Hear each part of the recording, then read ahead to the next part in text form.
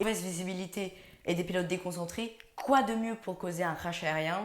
Et le vol Comair 5191 en est un parfait exemple avec ces pilotes qui se sont trompés de piste et ça a coûté très cher.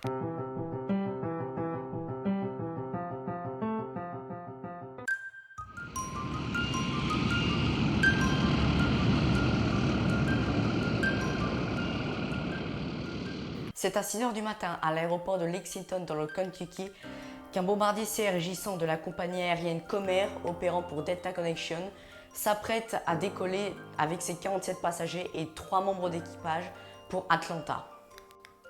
C'est à 6h02 que le copilote informe le contrôleur qu'il est prêt à rouler et celui-ci lui répond de rouler jusqu'à la piste 22. Et une fois avoir reçu l'autorisation de décoller, ils mettent les gaz. À son nœud, le copilote fait remarquer le manque d'éclairage sur la piste, mais ils ne réagissent pas. L'appareil fonce alors à 138 nœuds ou 156 km/h. Le pilote demande alors la rotation, mais l'avion est trop lent. Celui-ci finit par percuter un talus, reste en l'air quelques instants, coupe la clôture du périmètre de l'aéroport et s'écrase dans les arbres, séparant le poste de pilotage de la cabine de la queue de l'avion. Tous les occupants meurent, sauf le copilote. Vous savez que les pilotes se sont trompés de piste et ont pris la piste 26, bien trop courte pour un décollage. Mais pourquoi? Toutes les indications nécessaires étaient à disposition des pilotes, les panneaux étaient éclairés, etc. Eh bien, selon le NTSB, les pilotes étaient en pleine conversation personnelle, chose interdite en 2006.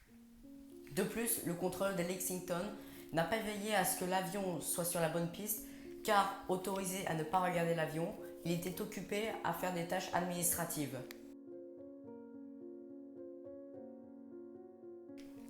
Finalement, les contrôleurs auront interdiction d'effectuer des tâches non essentielles pendant que les avions rouleront.